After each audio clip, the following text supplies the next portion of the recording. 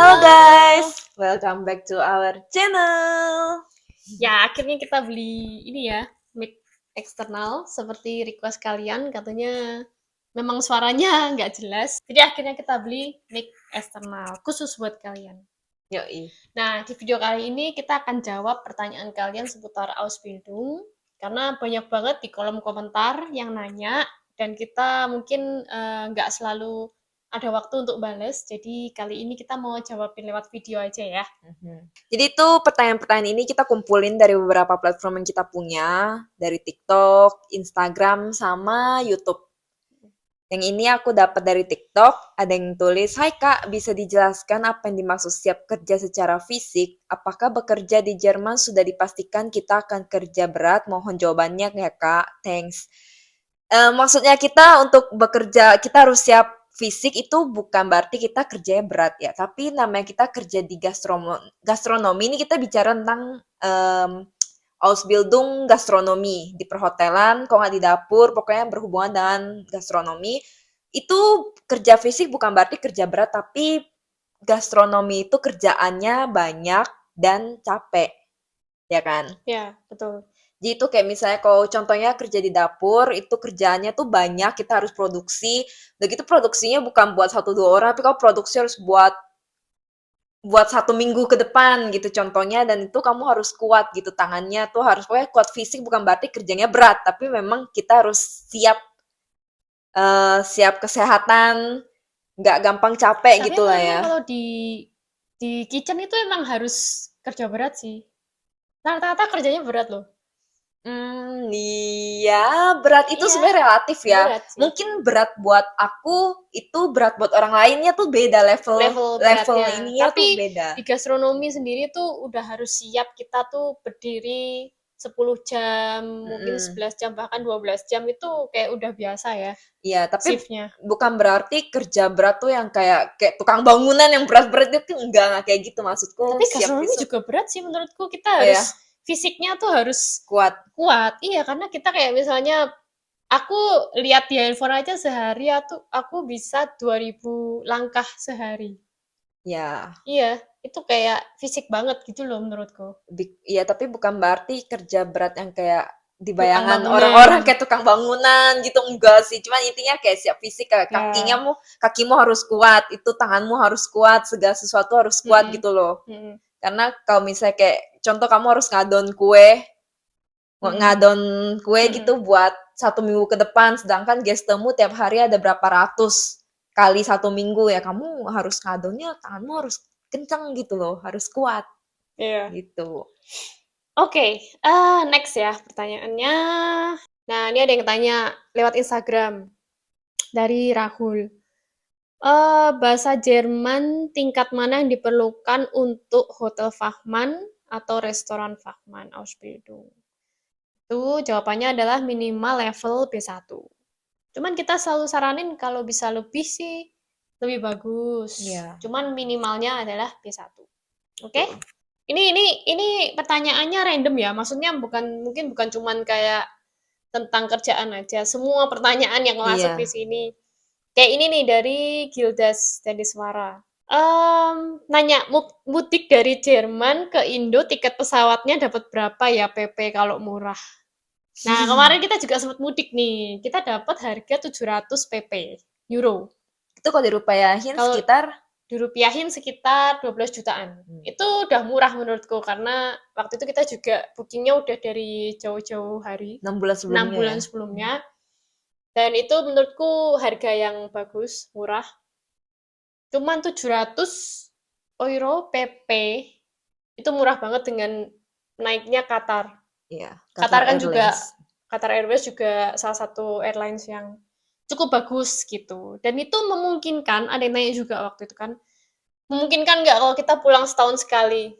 Memungkinkan, karena kita kan di sini punya libur ya. Iya. Urlaub itu tergantung, Ausbildung itu liburnya kalau nggak salah 20 hari per tahun. Mhm. Kalau Mitarbeiter itu 30 hari setahun. Nah, kalau 30 hari setahun, berarti kan kita dapat libur 1,5 bulan. Iya.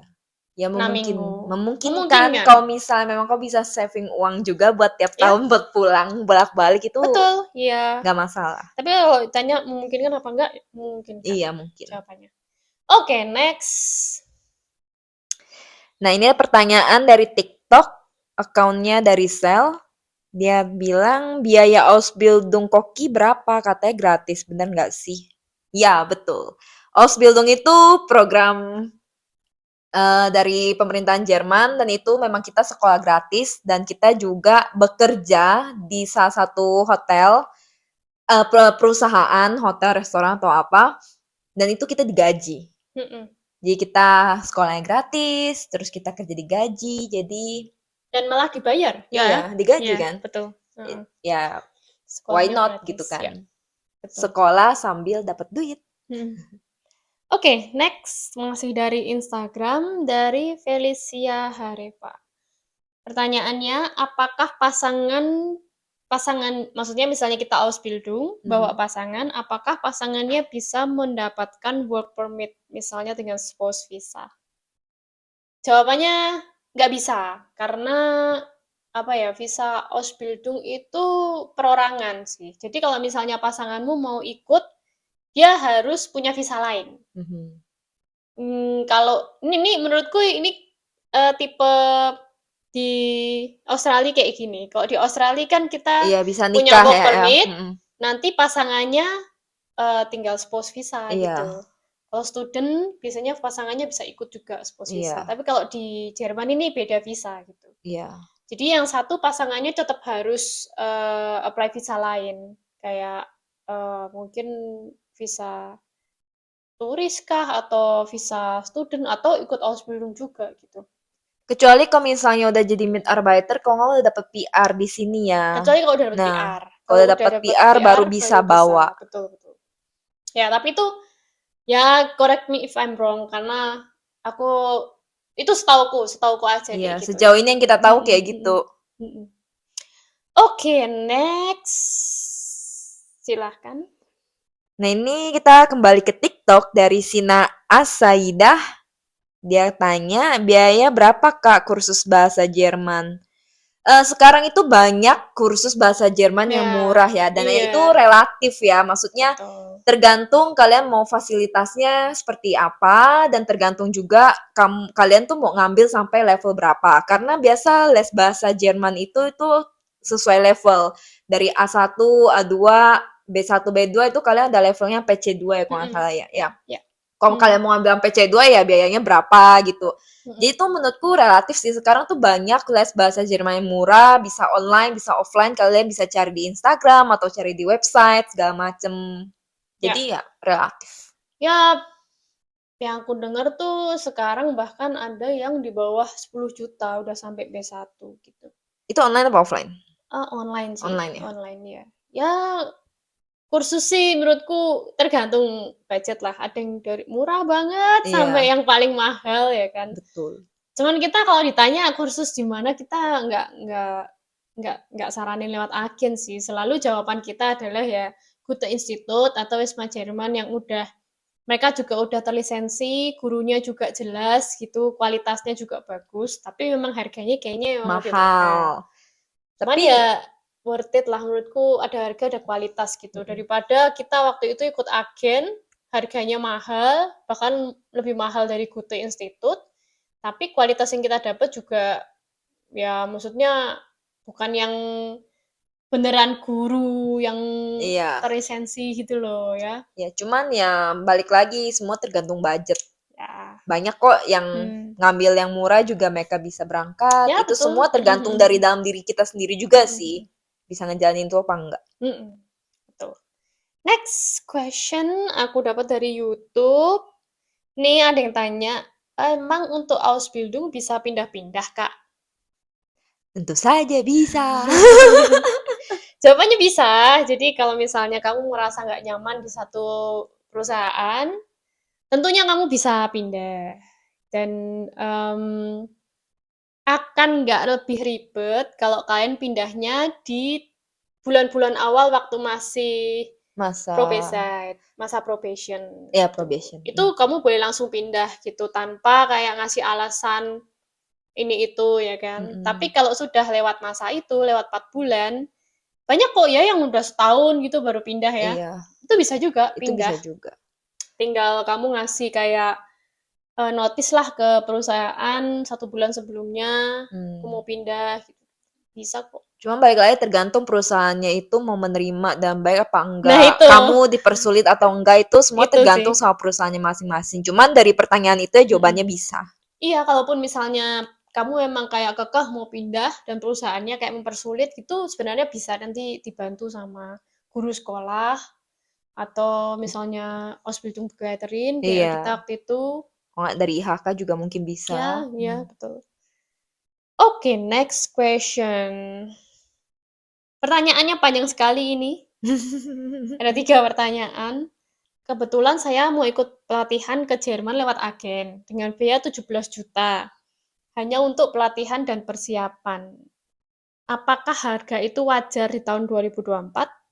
17 juta untuk Pelatihan sama persiapan. Berarti ini belum sama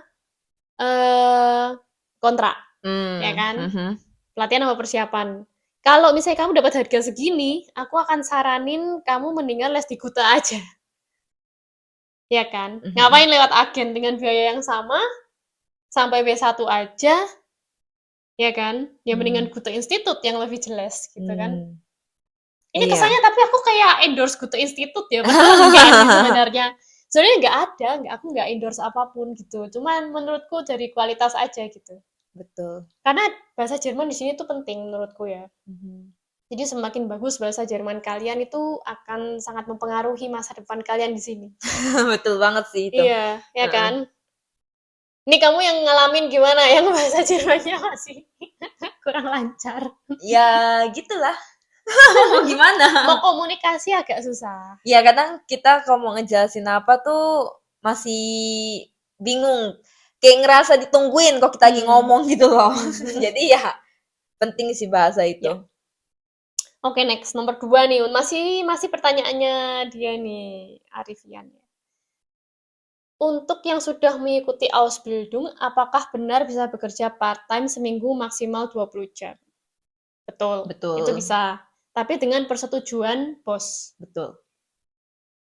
Dan apakah bisa mendaftar lagi untuk jasa antar makanan seperti ojol? Soalnya untuk gaji Atsubi sepertinya pas banget. Kalau kamu mau sih bisa-bisa aja, tapi tergantung kalau kamu memang Ausbildungnya di kota, ya Kamu bisa daftar bisa sebagai sih. ojol. Kalau di desa kan nggak ada ojol. Nggak ada Uber Eats di desa kan. Berarti otomatis kamu expect-nya bakal di Berlin atau di Düsseldorf atau Kota-kota kota besar kan. besar. Memang kalau di kota besar ya gajinya pas-pasan gitu. Tapi kalau kamu memang tujuannya mau ngumpulin duit sih, mendingan Ausbildungnya di desa aja. Jadi nggak perlu ojol, tapi terima gajinya sama daripada kamu. Otomatis pasti lebih hemat ya, karena kalau misalnya di desa tuh kita mau pergi jajan-jajan, mau kehidupan yang wow itu kayak kita bakal jarang sih, karena perjalanan aja jauh gitu. Jadi ya lebih cepat ngumpul duit. Iya. Nih yang nomor 3, nih yang tadi aku sebutin kan, apakah ada libur panjang? Apakah memungkinkan untuk pulang ke Indonesia 1 tahun minimal 1 kali? Bisa, jawabannya tadi kita udah bahas juga ya, bisa. Tergantung kamu punya tabungan berapa. Iya itu. Mau pulang setahun 2 kali juga boleh. Iya, kalau kalian bisa saving uang di sini ya, nggak hedon. Oke, next. Dari YouTube. Kak, kalau masalah ibadah khususnya muslim, susah nggak Kak buat izin misal kita lagi kerja atau semisal lagi hari Jumat, sholat Jumat gitu. Bisa nggak izin? Sepengalaman aku, selama aku kerja di dapur, aku juga teman-temanku itu muslim. Dan ya, kalau ada waktu sholat Jumat sih mereka nggak sholat sih, karena memang itu jam kerja. Kalau memang jamnya kerja ya kerja.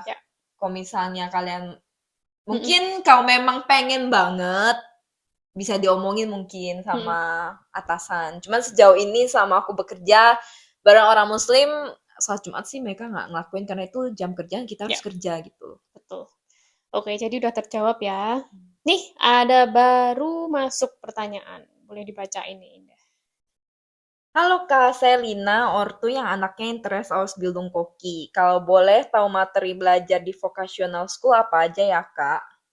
Materi belajar kita di sekolah itu, di tahun pertama itu semuanya kita pelajarin ya. Dari matematika, walaupun kita pengennya sekolah koki, kita juga belajar dasarnya gastronomi, kayak Mm-mm. restoran, gimana cara kita ngebawa piring, Ya. melayani tamu, terus kita juga belajar tentang politiknya Jerman, terus kita juga belajar tentang minuman-minuman yang kita jual kayak bir, sav, jus ya kan, bir, jus, Mm-mm. teh dan segala macam terus kita belajarin semua dasarnya. Tapi kalau udah masuk tahun kedua, kalau di jurusan koki itu lebih diperdalam lagi ke kokinya dan kita udah nggak belajar lagi tentang gimana cara kita melayani tamu segala macam itu udah enggak. Kita lebih belajar tentang masakan, tentang bumbu, tentang saus, terus em, kalau politik itu akan tetap kita pelajari sampai tahun ketiga ya.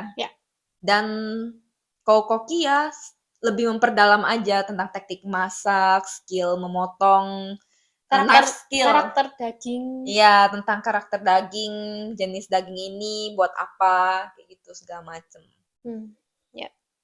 Kamu yang udah ini ya, berpengalaman sekolah koki, tapi kayaknya sekolah kokinya bukan yang kayak koki banget gitu Ya, ya. sekolah koki di sini Teori ya. tuh lebih ke teorinya itu di sekolah, ada praktek juga, tapi biasa seminggu cuma 2 kali. Jadi tuh kita lebih prakteknya tuh di tempat kita kerja. Jadi Mm-mm. sebisa mungkin kalau memang mau Ausbildung Koki dan bener-bener belajar tentang dapur, Mm-mm. carilah restoran yang dimana dia bener-bener tuh Restoran. restoran Ya. yang dia ada ngejual makanan. Mm-mm. Mm-mm. Kalau misalnya kalian ambil Ausbildung Koki, kerjanya di kafe yang nggak terlalu banyak melakukan masak itu jadinya agak Belajarnya kurang sedikit banyak. menyimpang gitu ya, Ya. belajarnya kurang nggak pol gitu. Jadi Ya. kalau memang mau Ausbildung Koki cari tempat kerja benar-benar dia bisa mengajarkan kita gimana cara kita mengenali tentang masak. Penting banget sih. Betul. Pilih betripnya berarti ya. Iya. Oke, next question dari YouTube. Kalau sambil bawa anak boleh nggak? Menurutku sangat tidak memungkinkan kalau kamu Ausbildung terus bawa anak. Tidak memungkinkan sama sekali karena kita kerjanya juga full seharian. Terus anaknya gimana? Siapa yang ngurusin gitu? Iya. Beda lagi kalau misalnya kamu udah lagi masa Ausbildung terus tiba-tiba kamu hamil, punya anak, itu ada Mutterschutznya segala macam kan. Ya. Tapi kalau dari awal kamu Bawa mau anak. mendaftarkan Ausbildung, kamu sebagai pelajar, tapi kamu bawa anak tuh rata-rata perusahaan nggak mau karena mereka butuh orang yang bisa kerja full time. Betul. Full time. Si perusahaannya tuh bakal nanyain sih kayak. Iya, lebih ada pertimbangan lah. Iya, pasti dia nanyain terus anakmu gimana, siapa yang ngurusin gitu. Betul. Jadi pertimbangan gitu. Oke, next. Nih, Kak, share agen ke Jerman dong. Nih banyak banget yang nanya agen apa gitu kan. Kita nggak bakal merekomendasikan agen apapun karena menurut kita sebagai aku yang pernah berpengalaman memakai agen, terus Syera setengah agen dan akhirnya jalur mandiri, kita lebih merekomendasikan kalian lewat jalur mandiri. Cuman kalau memang kalian sulit untuk melakukan hal itu dan sendiri, sebaiknya cari agen, kalian harus cari info dari banyak orang, agen ini baik atau enggak, karena kita nggak bakal menyebutkan nama agen karena kita nggak rekomendasi gitu. Betul. Ya, mungkin kalian bisa research lah, tanya-tanya yang udah pakai agen itu gimana, harganya dibandingin, coba gitu. Soalnya ya, aku paham mungkin tidak semua orang itu bisa jalur mandiri. Iya, yang karena ribet gitu banyak kan. yang harus disiapin. Ya, banyak yang harus disiapin. Cuman kalau misalnya kalian tanya agen rekomendasi apa gitu ya, nggak ada, kita nggak akan merekomendasikan agen karena kita selalu rekomen orang untuk jalur mandiri gitu. Jadi misalnya nih, aku selalu rekomen gini, kamu les bahasa dulu lah, selesaiin dulu B1-nya, udah selesai, udah dapat sertifikat, Kalau kalian mentok, memang nggak bisa dapet sendiri. Kalian udah nyoba nih apply misalnya, nggak dapat-dapat. Baru kalian ke agen, kalian tinggal bayar aja gitu sesuai kontraknya gitu. Cuman kontrak gitu, dapat kontrak baru bayar gitu loh. Iya. Kurang lebih biasa itu 10 jutaan sih. Mungkin ya sekitar Tapi tiap segitulah. agen beda-beda, cuman Hmm, dari yang aku tahu dari beberapa temenku itu kayak per kontrak ya itu ya. 10 juta. Sekitar segitu. Itu kalau udah Mm-mm. mentok gitu. Tapi mendingan gitu daripada dari awal kamu udah terikat sama satu agen, udah bayar Mm-mm. sekian, untuk misalnya les dan kontraknya gitu, include gitu. Aku nggak saranin gitu. Mm-mm. Mendingan les dulu aja, selesaiin B1, baru habis itu kalau mentok, cari kontraknya aja gitu. Betul. Menurutku sih kayak gitu sih. Karena nggak ada agen yang 100% bisa kita percaya. Karena Mm-mm. nggak ada agen yang sempurna. Ya, betul, betul. Pasti ada plus minus. Jadi ya, kalau bisa mandiri, mandiri. Oke, kalau gitu sesi Q&A Q&A. kita mungkin hari ini segini dulu karena si Indah harus kerja hari Iya, ini. aku masuk setengah hari, guys. Ya, jadi kalau misalnya kalian ada pertanyaan lagi yang perlu kita jawab, silahkan komen di bawah ini. Kita akan bikin video selanjutnya. Oke? So, thank you for watching Hmm. and See you in bye-bye. the next video.